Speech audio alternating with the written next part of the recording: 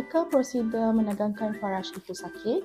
Ini adalah perkara yang paling membimbangkan 90% wanita, terutamanya bagi ibu yang baru lepas bersalin, ramai yang rasa kurang yakin dan risau tentang hubungan suami isteri.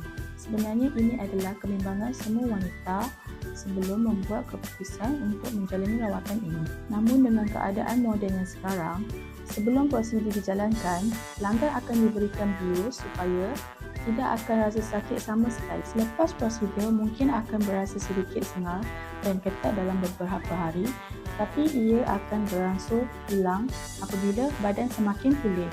Yang paling penting ialah memilih pusat rawatan yang dipercayai serta doktor yang berpengalaman untuk memastikan keselamatan dan hasil yang cantik secara semula jadi. Jika anda masih ragu-ragu tentang keadaan selepas bersalin dan tidak pasti sama ada anda sesuai untuk rawatan ini, komen konsultasi untuk doktor menyemak keadaan anda dan cadangkan rawatan yang sesuai secara percuma dan sepenuhnya.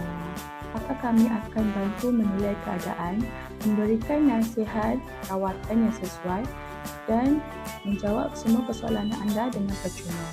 Jangan malu untuk bertanya kerana setiap keadaan mempunyai penyelesaiannya yang berbeza. Bye!